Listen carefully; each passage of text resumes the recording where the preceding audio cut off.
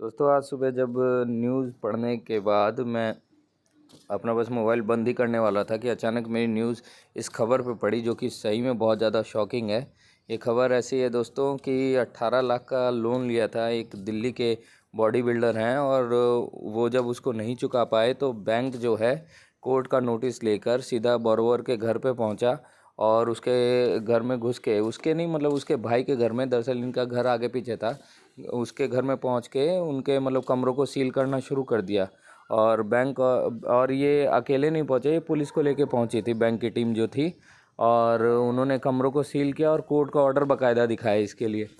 तो एक्चुअली मैं भी अपनी वीडियोस में और जितने भी मेरे व्यूअर्स जो भी जुड़े हुए हैं मेरे साथ, मैं उन लोगों को ये बताता रहता हूँ कि जो बैंक है वो केवल इस चीज़ का आपका फ़ायदा उठाता है कि आपको नियम कानून की जानकारी नहीं है, आपको ना आरबीआई गाइडलाइंस पता है, ना आपको आपके कानूनी हक पता है। इस चीज़ का फ़ायदा जो है बैंक उठाता है और ऐसे कई सारे कदम उठाता है जो केवल आपके लिए नुकसानदेह नहीं है बल्कि आपके परिवार के लिए और समाज के लिए भी नुकसानदेह है। और मैं अपने वीडियोज़ के थ्रू केवल यही आप लोगों से रिक्वेस्ट करता रहता हूँ कि अपने अधिकारों के लिए अभी से जागरूक हो जाओ और नियम कानून थोड़ा सा जान लो। अगर नहीं पता तो एटलीस्ट चुप होकर ना रहो, शेयर करो। मैंने देखिए पहले मैं जो भी छोटी मोटी कंसल्टेशन फ़ीस लेता था 250 रुपये मात्र थी, जो कि इतनी ज़्यादा भी नहीं थी, वो भी मैंने बंद कर दी इसलिए क्योंकि मेरा मोटो केवल इससे पैसे कमाने का नहीं है, समाज सेवा करने का है। और मैं ये चाहता हूँ कि हर आदमी जो है जो भी लोन लेकर प्रताड़ित हो रहा है बैंक के द्वारा, कि जैसे बैंक कर देता है कैसे परेशान करता है थर्ड पार्टी रिकवरी एजेंसी लगा दी, घर पे लोग भेज दिए, कॉलिंग कर कर के परेशान कर रहे हैं। कई लोग परेशान हैं, मैं कह रहा हूँ 140 करोड़ अगर देश की जनता है तो अंदाजन 100 करोड़ लोग परेशान होंगे, लेकिन केवल इस वजह से खुल के सामने नहीं आते। उन्हें ये लगता है कि मेरे बारे में किसी को पता चल गया कि पैसा लिया और मैं दे नहीं पा रहा तो लोग मजाक उड़ाएंगे। अरे भाई, ये वाली न्यूज़ पढ़ो, तुम्हें पता चल जाएगा कि जिक्र ना करने का अंजाम क्या होता है। अगर आपको अपनी जान दे के ही मतलब सारा भरपाई करनी है तो फिर आपको लोन लेना भी नहीं चाहिए ना, अगर आप नहीं दे सकते तो। ठीक है ना, आप झेल भी नहीं सकते तो लेना भी नहीं चाहिए जब पता ही है। ऐसा तो है नहीं कि आज का ज़माना ऐसा है कि कोई भी खबर किसी से भी छुप जाती है। आज के टाइम में हर किसी को पता है कि अगर आपने लोन लिया है तो आपको उसको चुकाना है। ठीक है ना, और अगर आप नहीं चुकाओगे तो बैंक कितने तरीके से आपको परेशान करेगा, ये हर किसी को पता है। फिर आप लोग ऐसे काम क्यों कर रहे हो? देखो, अगर लोन ले लिया और अब फंस गए हो तो उसके बारे में कम से कम जिक्र करो। ठीक है, तो ज़्यादा अभी टाइम ना वेस्ट करते हुए मैं आपको ये न्यूज़ थोड़ा सा पढ़ के बता देता हूँ। और मैं वही रिक्वेस्ट करूँगा कि आप लोग प्लीज़ इस चीज़ को ज़्यादा से इस वीडियो को ज़्यादा से शेयर करें और अधिक से अधिक लोगों तक पहुँचाएँ और उनसे बोलें कि अगर कानून की जानकारी नहीं है और बैंकों से परेशान हो तो आप शेयर करें, मुझे फ़ोन करें, मुझसे बात करें, मैं आपको इस चीज़ के लिए गाइड करूँगा कि करना क्या है।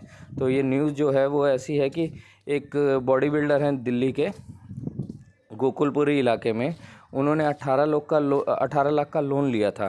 वो मैं न्यूज़ आपको पढ़ के बता रहा हूँ कि दिल्ली के थाना, ये क्राइम तक जो है यूट्यूब चैनल है उस पर ये न्यूज़ डली हुई थी। तो ये न्यूज़ है कि दिल्ली के थाना गोकुलपुरी इलाके में एक बॉडी बिल्डर ने आग लगा कर आत्महत्या कर ली है। और ये उनकी फ़ोटो है, देख लीजिए। दिल्ली के थाना गोकुलपुरी इलाके में एक बॉडी बिल्डर ने आग लगाकर आत्महत्या कर ली। उसके परिवार का आरोप है कि लोन के एक मामले को लेकर बैंक और पुलिस ने उसे परेशान किया था, इसी वजह से उसने खुद को आग के हवाले कर दिया। इस दौरान पुलिस वाले वीडियो बनाते रहे। पुलिस इस मामले की जांच कर रही है। उत्तर पूर्वी जिले के थाना गोकुलपुर इलाके के रहने वाले कपिल राज, जिनकी उम्र 34 साल है थी, ने साल 2019 में एयू स्मॉल फाइनेंस बैंक से 18,50,000 रुपये का लोन लिया था। उसने करीब 15 लाख रुपए चुका भी दिए थे। उसके परिजनों का कहना है कि प्राइवेट बैंक ने करीब 21 लाख रुपए का ब्याज लगा दिया था।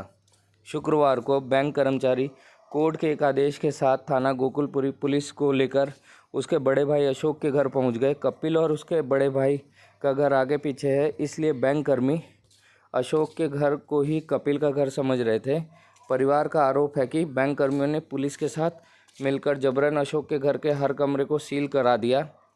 इसी बात से परेशान होकर कपिल ने आत्महत्या करने से पहले फेसबुक लाइव किया और मौत का जिम्मेदार एयू स्मॉल फाइनेंस बैंक के कर्मचारियों को बताया। परिजनों का ये भी कहना है कि जब कपिल खुद को आग लगा रहा था तब पुलिस तमाशबीन बनी हुई थी, किसी ने भी उसे बचाने की कोशिश नहीं की, उल्टा अधिकारी उसके जलने का वीडियो बनाते रहे, ऐसा उसके परिजनों का आरोप है। लेकिन मैं ये जहाँ तक न्यूज़ पढ़ के समझ पाया हूँ, ये मामला मॉर्गेज लोन का था, प्रॉपर्टी के अगेंस्ट लोन लिया होगा ये कपिल ने। और जो ये प्रोसेस है, जैसा ये दिखा रहे हैं कि पुलिस घर पे आ गई थी, तो मैं हमेशा अपनी वीडियोस में बताता रहता हूँ कि पुलिस का कोई रोल नहीं होता लोन रिकवरी के मामले में। लेकिन आप देख सकते हैं कि इसमें लिखा हुआ है कि बैंक कर्मचारी पुलिस के साथ जब पहुंचे तो उनके पास कोर्ट का नोटिस था। मैं इस मामले को जितना समझा हूँ, मैं समझ गया हूँ कि ये सरफेसी एक्ट का मामला था, जिसमें पहले कपिल राज को 13/2 का नोटिस आया होगा, फिर 13/4 का आया होगा। उसके बाद जब कोर्ट से ऑर्डर आ गया बैंक के फेवर में, इन्होंने कोई ऑब्जेक्शन नहीं किया होगा या स्टे लेने के लिए कोई प्रोसेस नहीं किया होगा उस ऑर्डर पे, तो बैंक ने आगे प्रोसीजर बढ़ाते हुए डीएम को इन्फॉर्म करने के बाद कब्जा करने का प्रोसेस शुरू किया था, जिसका ये आखिरी स्टेप था कि कब्जा लिया गया उस दिन जाके। हालांकि उसके भाई के यहाँ कब्जा करने का कोई मतलब नहीं बनता था, उसके कमरों को सील करने का, लेकिन चलो उनको नहीं पता होगा आगे पीछे वाला करके जो भी है, लेकिन लोगों ने आवाज़ नहीं उठाई, ये उनकी सबसे बड़ी कमी थी। और सही समय पे सही स्टेप या लीगल कंसल्टेंसी नहीं ली, इसका भी उनको खामियाजा भुगतना पड़ा और कपिल को अपनी जान से हाथ धोना पड़ा। तो ऐसा ना हो, यही मैं हमेशा आप लोगों से रिक्वेस्ट करता हूँ और कहता हूँ कि प्लीज़ अगर आपने लोन ले लिया है और आप फंस गए हैं तो प्लीज़ संपर्क करें और ऐसे स्टेप ना उठाएं। आपकी ज़िंदगी बहुत ज़्यादा कीमती है, ठीक है ना। बैंक एक तरीके से नहीं तो दूसरे तरीके से अपने पैसे वसूल लेगा, वो अलग बात है, लेकिन आप अपने राइट्स के अगर जानकार होंगे तो ये प्रोसेस उनके लिए बहुत मुश्किल हो जाएगा। और ऐसे स्टेप, बैंकों को कोई फ़र्क नहीं पड़ता कि आप अपने साथ क्या कर रहे हैं, तो आपको अपनी जान की खुद की सुरक्षा खुद ही करनी पड़ेगी। और अगर आप कानूनी दांव पे जान जाएंगे तो जाहिर सी बात है आप भी खुलकर लड़ने के काबिल हो जाएंगे।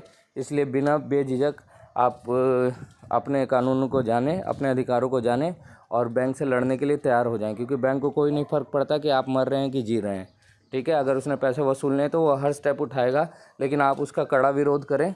अगर आप देखिए सक्षम है तो बैंक के पैसे दे दीजिए, मैं हर बार यही बात बोलता हूँ। लेकिन अगर किसी वजह से आप नहीं दे पा रहे हैं तो आप इस चीज़ के लिए मेंटली प्रिपेयर हो जाइए कि अब आपको लड़ना ही पड़ेगा हर हाल में, ठीक है। तो फिर इस वीडियो को ज़्यादा से ज़्यादा शेयर कीजिए और लोगों को बताइए कि भाई अब आपको अपने अधिकारों के लिए जो है अवेयर होके लड़ना पड़ेगा, तैयार हो जाना पड़ेगा। शर्माने में कुछ नहीं रखा हुआ। अगर लोन लिया है और नहीं चुका पा रहे तो प्लीज़ कंसल्ट कीजिए, प्लीज़ कंसल्ट कीजिए। मैंने अपनी फ़ीस भी बिल्कुल हटा दी है, इसलिए हटा दी है क्योंकि ज़्यादा से ज़्यादा लोग मुझसे जुड़ें और इस जो मुहिम को है इसको ज़्यादा से ज़्यादा बढ़ाएं और जो लोग हैं जिनको जानकारी कम है उन लोगों की जान बचाई जा सके। तो मिलते हैं अगली वीडियो में, तब तक के लिए अपना ध्यान रखिए। Take care, good bye.